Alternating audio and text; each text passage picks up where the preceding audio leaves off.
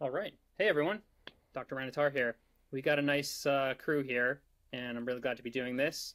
Um, Pim here reached out to me a while back and wanted to do a little talk, and the topic of food and food addiction and diabetes came up, and I said, let's do it. And I have a friend that has a lot of personal experience with this as well, and here we are now. So I am Dr. Attar. I'm a naturopathic physician and nutritionist.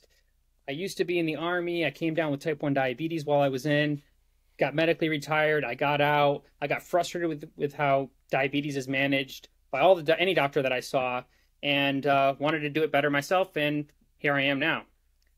Mike Fitzpatrick, first and foremost, is my Call of Duty Warzone and DMZ teammate.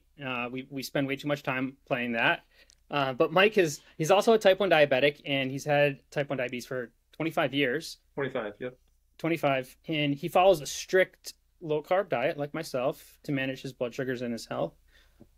Mike very recently lost, if you can believe it, 150 pounds. And he was severely insulin resistant and overcame that, and was following the basically the standard American diet, the kind of diet recommended by his endocrinologists. He's doing great with that now. Pim is a nutritionist and double certified life coach for keto and carnivore diet, with carb addicted brains and emotional eating problems. I didn't mean you have carb addiction and eating problems. I mean, you're certified to coach folks with those issues. She helps her clients stop self-sabotaging and retrains their addictive neural pathways in the brain to break these addictions in a permanent way so that they can go back to a normal response to food, the way we were designed to. A few little statistics before we get started with this talk here. Pim, you can correct me if I'm wrong, but I looked around and tried to find some statistics on food addiction, and it's something, sorry, like all the stats are in American, but 1 in 8 Americans have food addiction. 30% of Americans are overweight, 42% of Americans are obese, and 9% of Americans have severe obesity. And I didn't realize this, that they're not calling it morbid obesity anymore. Apparently the word morbid is offensive, and obviously people who are obese are going through a lot already, but to kind of sugarcoat the term morbid, no pun intended with sugarcoat, sorry, but it's something that can kill you, and that's why it's called morbid obesity. But yeah, it's not called morbid obesity anymore, it's called severe obesity. Among type 1 diabetics like myself and Mike, type 1 is the autoimmune form of diabetes. It used to be called juvenile diabetes because it happened often in childhood, but it can happen at any age. You can get it at any age, just like any autoimmune disease. It used to be kind of the skinny diabetics, whereas type 2 are generally overweight and have insulin resistant and all of that. However, right now, obesity rates among type 1 diabetics are outpacing the general public. It's increasing faster than the general public. And it's very common now, you'll find type 1 diabetics with double diabetes. So that's a type 1 diabetic who's also insulin resistant. And Mike can probably talk a little bit about this in a bit, but because he basically went through that. And the standard of care for type 1 diabetes is basically eat what you want, don't change your diet, eat what you want, and take the insulin that you need for whatever you're eating, which that results in insulin resistance and weight gain very, very quickly if you just have unhinged eating like that. All right, so Mike, type 1 diabetes for 25 years. What age was that you were diagnosed? I was 14 years old. It was, I think I was starting my first year of high school. And just in a nutshell, I had all the typical symptoms. I was losing weight. I had unquenchable thirst. It was torturous, how thirsty I got. And my parents took me to my physician. They did the P test. They found that sugar was spilling in my urine. A couple hours later, I was in the hospital. Ended up spending about 3 days in the hospital. They taught me the carb counting, how to give my insulin, how to check my sugars and stuff like that, and I was sent on my way home. Um, I've always tried to maintain a healthy A1C level. Over my lifetime, I think I'm usually in the mid sixes, low sixes, or something like that.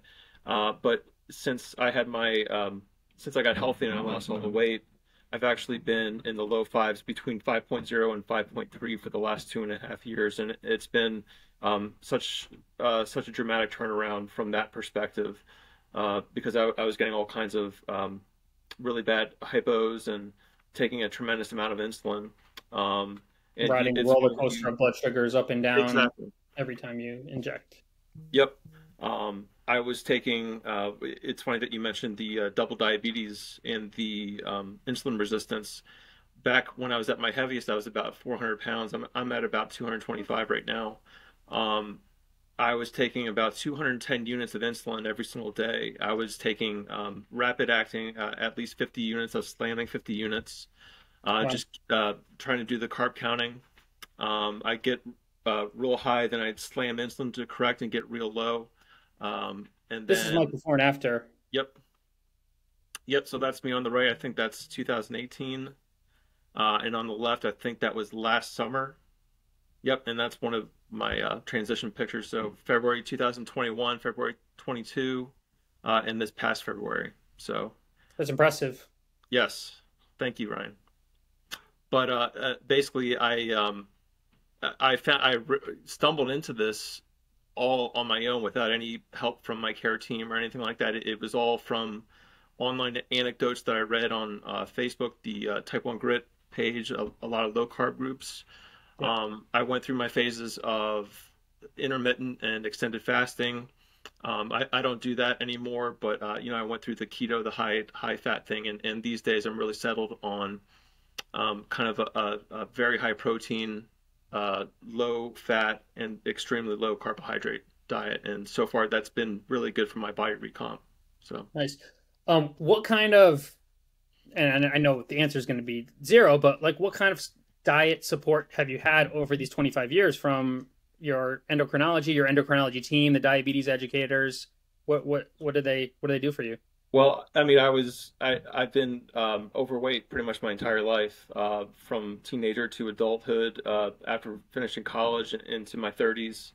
Um, and the type of advice I got was they would send me to the nutritionist and the dietitian, and they just basically told me to eat a well balanced diet full of healthy whole grain wheat, um, lots of sweet fruits and that sort of thing that would send my blood sugar on a stochastic ride on the roller coaster. And I really found that those type of foods like really weren't satiating. It wasn't until I really upped the protein where I felt satiated, and I kind of reset my hunger hormones, my leptin and my ghrelin. And that's really when I could start trusting my hunger cues again. So to answer Yeah. your question, I had absolutely zero help. My endo, when I told her I was doing intermittent and extended fasting, told me absolutely not to do that. I remember telling her that I was low carb, and she told me that I needed to eat carbs at least 45 to 60 grams per meal, and don't forget the 2 to 3 snacks a day for 15 to 30 grams. And Um, and their worry is always we don't want you to go low, so keep shoveling carbs down your right, throat so you don't go low, right? exactly.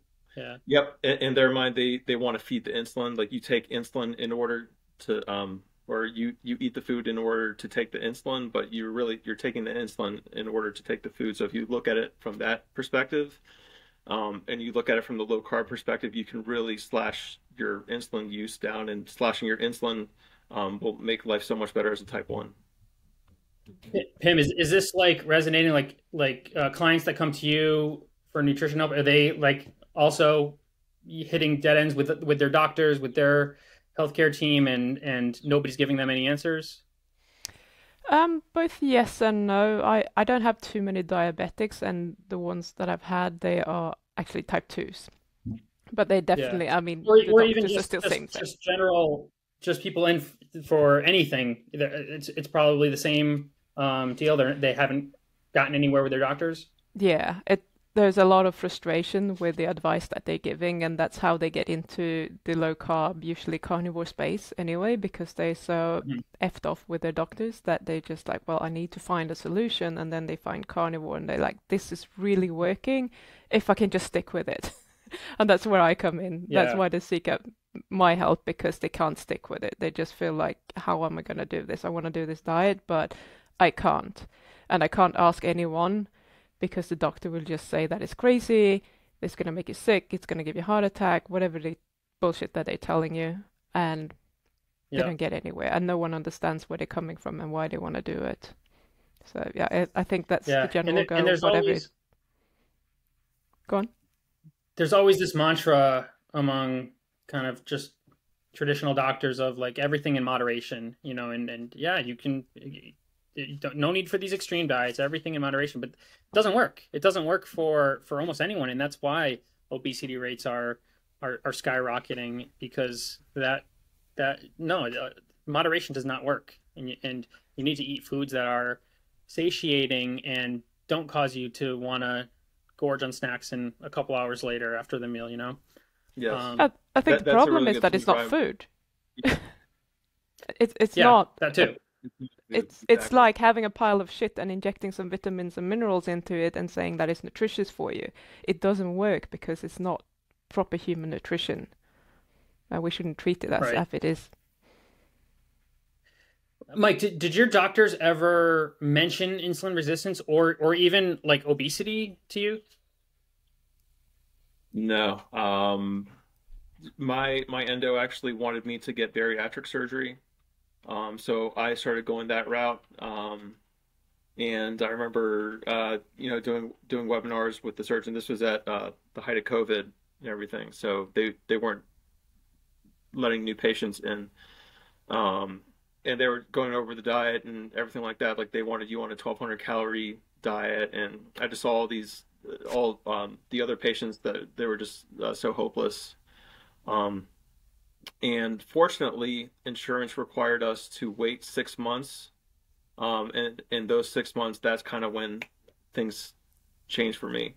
And then I was able to uh, find very high protein diet, carnivore, some fasting, and I started losing weight and became really addictive. But to answer your question, no, the doctors didn't really help me with nutrition or any kind of counseling, anything Yeah. like that. It's funny when you said that what did you say that uh, 99% is not enough. It has to be 100%. Well, yeah, no, it's easier to do something Right. 100% than it is to do 99%. If you have the attitude with a diet that, I'm gonna have one cheat day a week or I'm one cheat meal a week, it usually leads to the meal turns into a day, turns into a week, turns Right. into you're off the diet. Yeah, right. And if you think about it, there's so many food holidays. There's weekends, there's Christmas, Thanksgiving, Halloween, Valentine's Day, Easter, birthdays throughout the year, and you make an exception for every single one of those, and it ends up that you're eating crap every single week, like Yeah, every other day, yeah, and 100% abstinence is easier than 99% abstinence. So if you're committed to getting healthy and eating right, that is, that kind of commitment is going to pay off dividends. yeah. It's funny. Did you say you became addicted to the weight loss? I tell you what, when you're that big, when you're 400 pounds and, you can't your clothes aren't fitting you and you're having trouble moving around. And then you get that first glimpse of, hey, I just lost 5 pounds in 2 days. That becomes addictive. When you're that big, it's kind of like a downward spiral that you get sucked into. It's like being caught in a whirlpool, and there's nothing that can pull you out. But then once you start experiencing success, the success becomes addictive, and you want to do more. Like I wasn't exercising, and I found myself spontaneously exercising. Like I go walk around the block, and that turned into running. That turned into running like 10K several times a week, and I threw in resistance training. So I do tons of resistance training now, whereas before I didn't do any of that. So now now I'm looking for ways to make myself healthier. Um, and it's just a totally different lifestyle than I was ever used to. It's wonderful. Wow. Yeah, that's so awesome. Um, what's your diet like now? I try to eat as much carnivore as possible. I'm probably eating between 200 to 400 grams of protein per day, just depending on how much Mm. exercise I'm getting, and that's coming from mostly lean meat. Like I do a lot of chicken, a lot of turkey. I love fish, salmon. I do lean cuts of beef. I use whey protein. I do Greek yogurt. Um, and occasionally, my cheat snack is Lily's very dark chocolate. I'll have that once in a while if I have a sweet tooth. So that's the last remnant of my food addiction. But that's very low sugar. It's got the erythritol, so it doesn't really cause too much trouble with my blood sugar. So Can I jump in and Nice. ask a question? Um, mhm. yeah. I'm just curious, like now when you have lost so much weight, and I assume that the weight isn't coming off as quickly, if your motivation is like seeing the shift in the scales or on your in your clothes or whatever, how do you keep that motivation going for yourself? That's a good question. You know, it's I'm still trying to cut down on my body weight or my fat percentage. I get DEXA scans like every 5 to 6 months now. So I'm trying to get to about 12% body fat, and from there I'll try to look at how I'm doing. But otherwise, the weightlifting, I love weightlifting. You know, you can see the results um, instantly. You know, there's nothing better than getting a nice pump from the gym. And if you keep at it, that pump will get bigger and bigger. So you just, you know, you start liking the way that you look. Whereas before, you know, you're wearing all the heavy clothes and the sweatshirts and stuff like that. So I also have kind of found my voice online trying to help other people with you know, diet and diabetes, and that's really motivating for me if I can help other people to find success as well. So What foods were you addicted to before? um, it's the standard American diet, you know, fried chicken, um, Taco Bell. Like I go nuts and get Uber Eats, like a big box of Taco Bell, and just house that. I wasn't doing like sugary drinks or anything like that, but just it wasn't good. It was probably the protein was really diluted and the carbs were really up and it was really high fat. So the high fat and the high carb together just it wasn't good. And my blood sugars were out of control. I was running like 6.2 to 6.5 A1C. I don't know if the viewers will know anything about that, but that's considered in control by a lot of the organizations. But I was having emergency life and death hypoglycemic events at least every couple months, and fire rescue would have to come and wake me up and give me the shot in the arm with the glucose.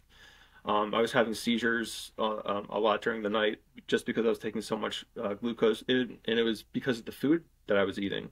But once I cut all that out, since I went on this journey, I haven't had one, and that I cannot say that that's ever been the case ever before in my life. This is the first time in my life that I'm not afraid of hypos, and Wow. it's a great feeling. Yeah, that's so good to hear. Yeah, that's. Do you feel like I don't know if it's the right word, but do you feel like you're addicted to the food you eat now?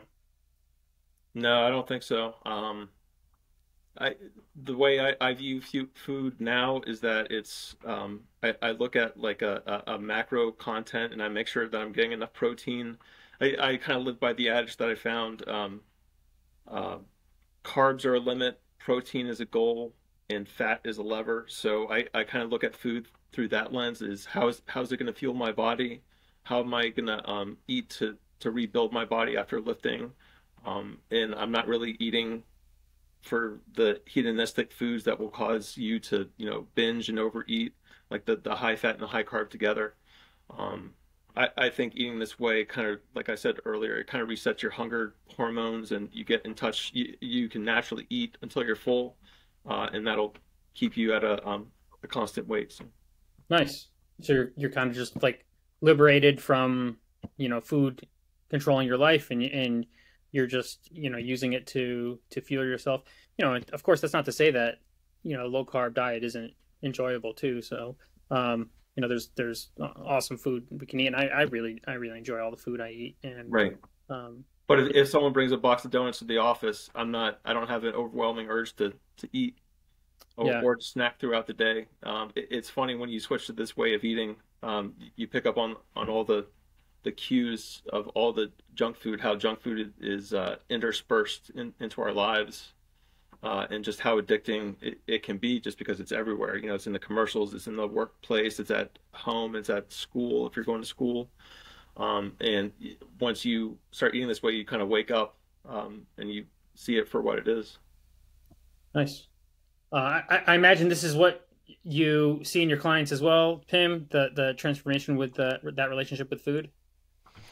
Yeah, absolutely. And there's so much drama about it when we start working. Like most of my clients now are in my group, so we always do it in a group setting, which I think is really good because they can see other people that have recently done it, and that will help them calm down. But even so, there's so much drama about, oh, but I have so much cravings, I don't know how to get rid of them. And the thing is that we shouldn't get rid of cravings. It's just a normal neural pathway in the brain. It's just that it's exacerbated by the carbs, which is giving you an unnatural response. So it's just like magnified.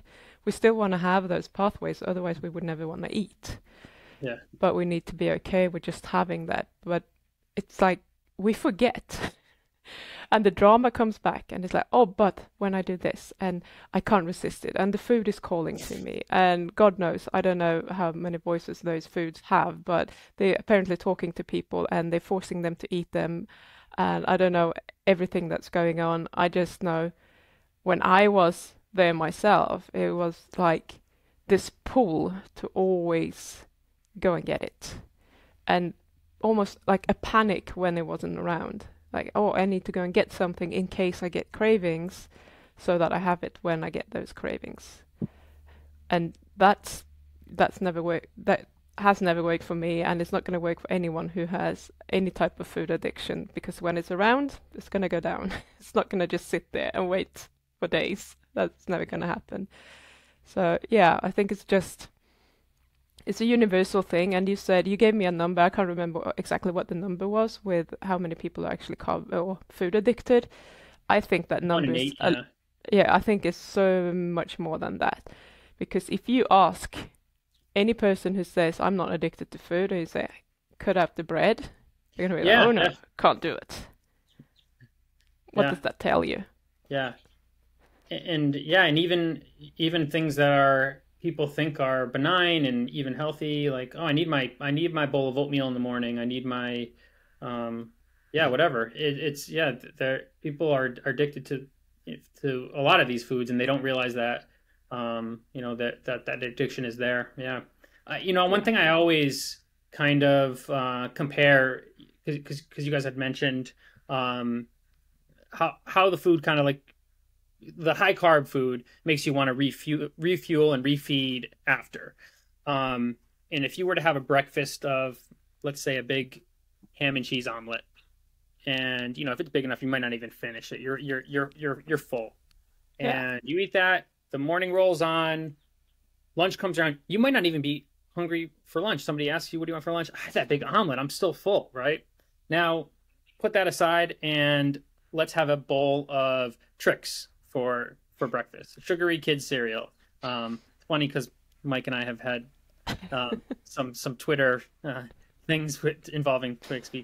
Trix we can explain later. But yeah, say this: we have this bowl of Trix. So you're gonna eat that bowl.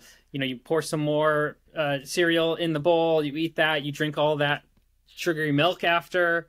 And then what happens 2 hours later? You're hungry.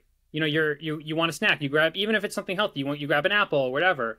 And I feel like in nature these really high carb foods are kind of rare. Like if you think like a fruit coming into season and animal sees that this is a rare dense energy source, let's eat as much as we can and store fat because this is the fruit season and the winter's coming, and we basically have that at every meal when we're doing a Mm. high carb diet, and our body doesn't have an off switch for the fruit. And if humans are evolved to be a hunter, we can always go out and get that protein, so we don't have to overeat it. Our body will eat as much as we need because we're smart, we're a good hunter, and we can get more of it the next day if we need to. So, Yeah, yeah, I would argue that's a good example with the Trix. I would argue that the Trix is not satiating for a couple different reasons because you eat that first thing in the morning, what does that do to your blood sugar? Even the non-diabetic, it'll spike it, and your body will have a instant insulinogenic response. And you'll go low, and when you get hypoglycemic, that's when you get hangry, as they yeah, say with the Snickers commercials. The other thing is Trix is utterly devoid of protein, and the king macronutrient for satiation is protein.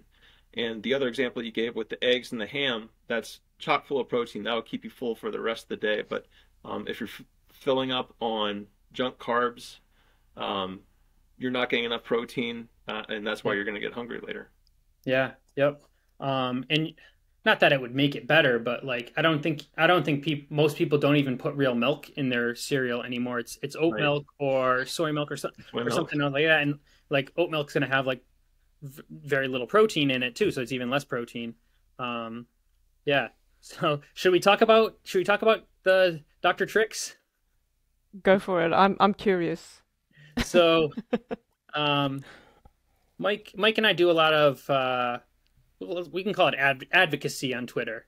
Others might call it trolling, but we Twitter's a good place to go after big organizations like the American Diabetes Association, and we'll go on there and we'll challenge them. We'll ask them about these ridiculous guidelines, and for the American Diabetes Association, I've posted dozens of recipes from the ADA's website with added sugar in them, and forget that they're high carb recipes, like because they're not advocates for low carb, but they add sugar to recipes. Like if you're gonna do anything for a diabetic, just don't add the sugar at least. But no, so one guy on Twitter, he's a cardiologist, big statin pusher, and doesn't have too good opinions on nutrition or anything other than eat in moderation, eat whatever you want.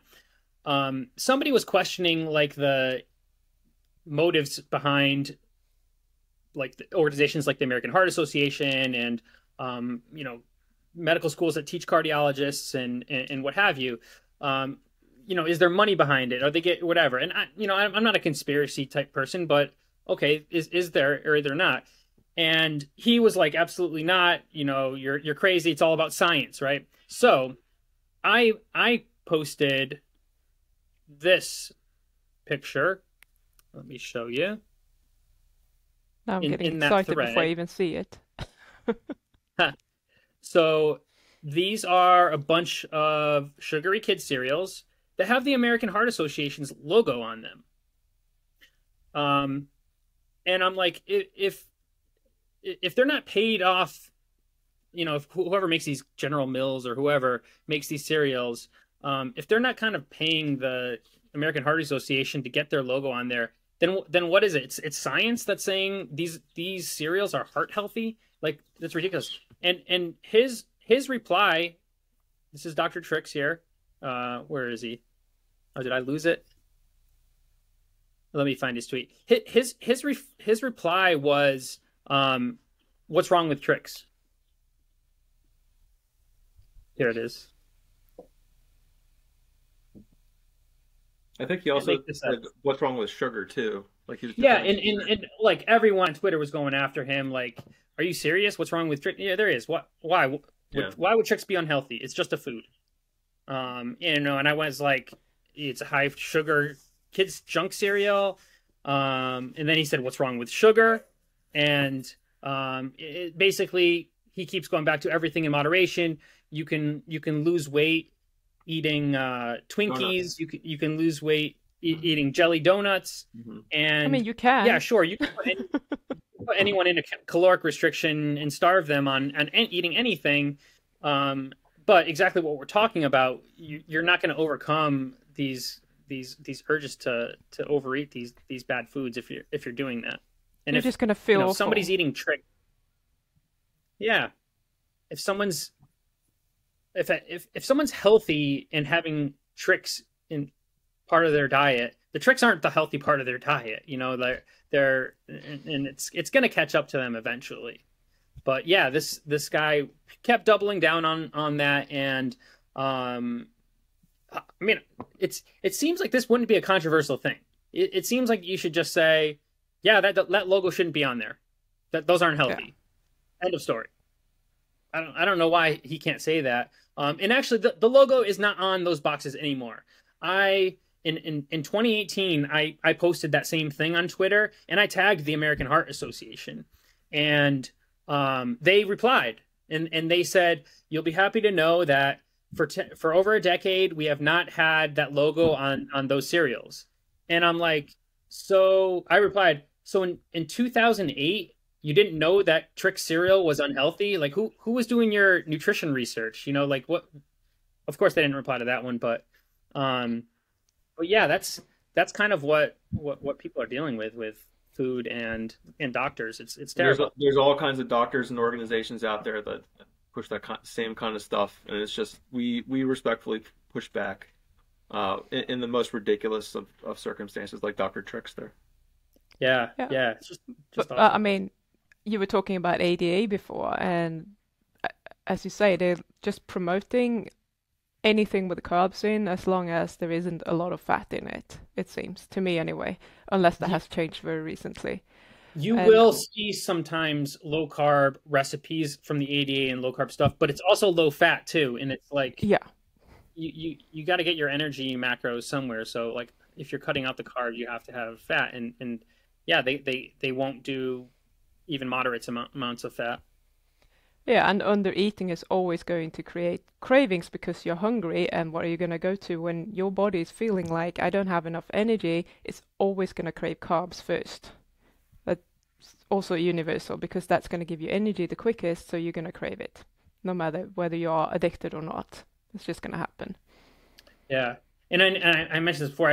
All our kind of science and statistics are all American centric. What is it like from government guidelines in New Zealand? And you're originally from Sweden? Yeah. So what is like the European version of this and the New Zealand version of this like? I can't really speak for the Swedish version anymore because I haven't been like living in Sweden for over 15 years. So but I know like here it's pretty much very similar to what they're doing in America. And I think I was looking at it last year or something, and there is a lot. I mean, they say yes, keto can be good for diabetics as, you know, a transition diet or just to lose weight for a little while, but it's not something that you should be doing for a long period of time. That's how they still approach it. And as you say, when they are putting it up there, they're still fairly low fat, and they're just loading it with seed oils. So it's just going to be inflammatory.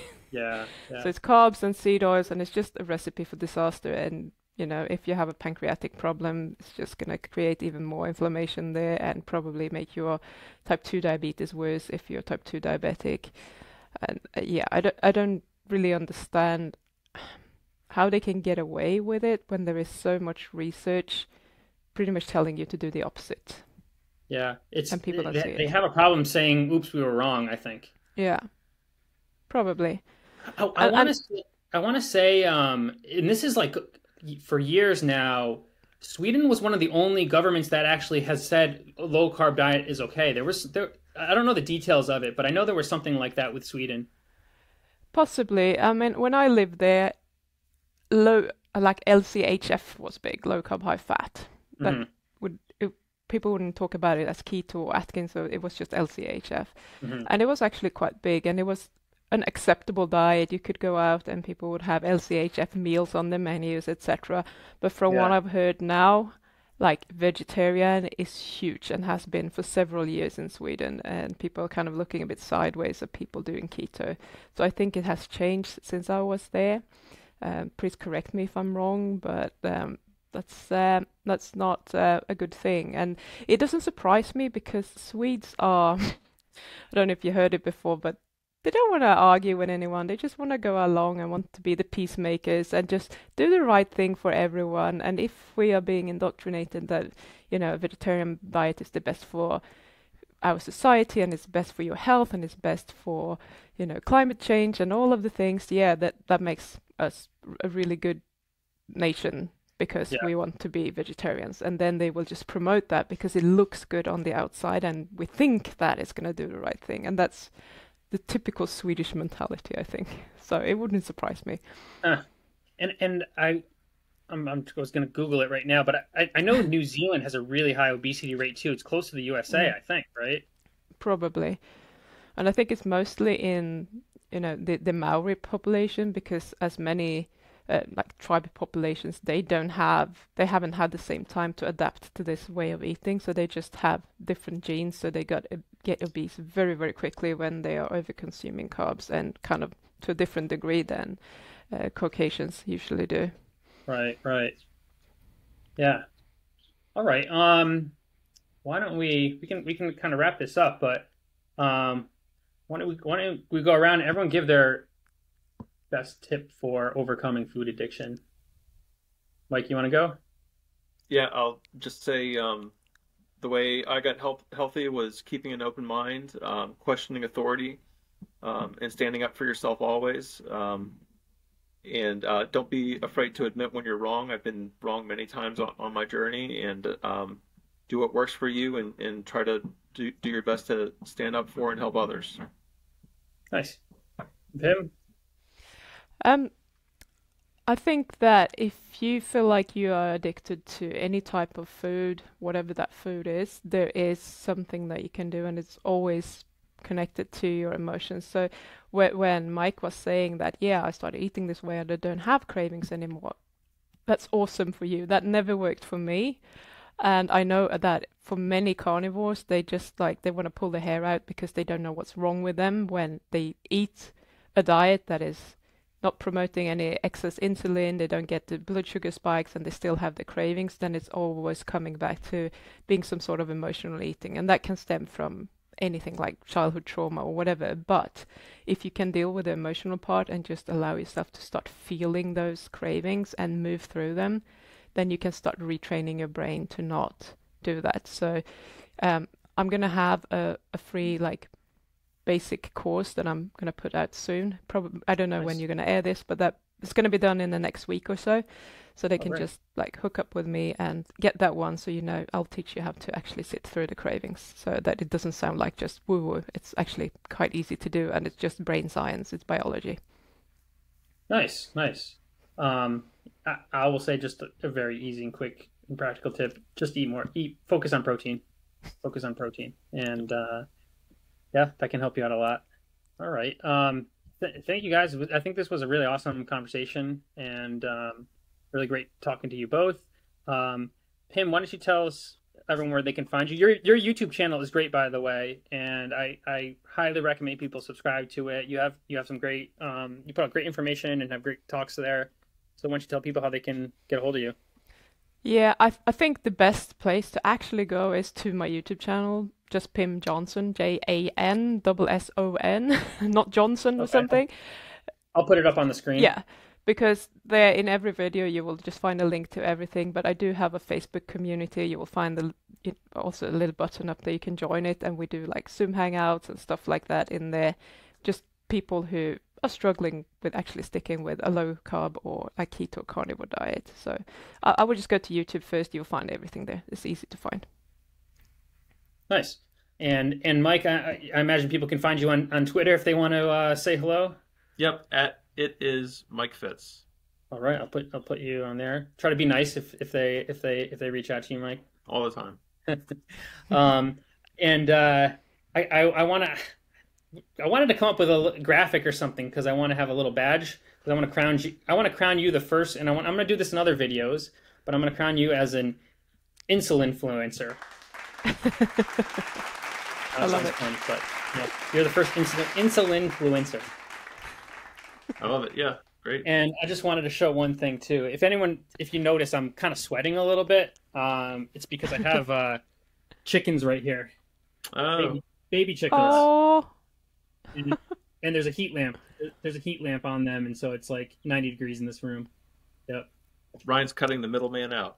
Yeah, I eat a lot of eggs, and yeah, so the grocery store eggs are not really good, and I want to feed these guys right. I'm actually growing mealworms to feed them, which are very easy to do, and it's very like clean. They don't escape from the thing, and you can feed them anything, and the chickens love that, and the chickens really want to eat bugs or anything moving. So to have to feed them less grain or whatever other chicken feed, I want to feed them more of that, and I also let them rove around outside and eat whatever's out there. Eat all the ticks that we have. I'm in Connecticut, which is like Nice. Lyme disease center of the world, so I want them to eat all my ticks too. Well, eggs are the healthiest food in the world. Yeah, I love them. Yeah, All right, guys, we're thanks. struggling to get Great. eggs here. It's so hard to actually get them Oh, to there's ship them. They out of stock all there's the time. they're expensive here right now too. There's a shortage. Yeah, Yeah, it's crazy. that too. Chickens are too. It was hard for us to get these chickens. Oh wow. Yeah. Well, take care of them. Little gold Yeah. mines. Yeah. Sorry. Awesome, guys. It was nice chatting. Let's do this again sometime. Sure. All right. Absolutely. Yeah, Thank take you. care.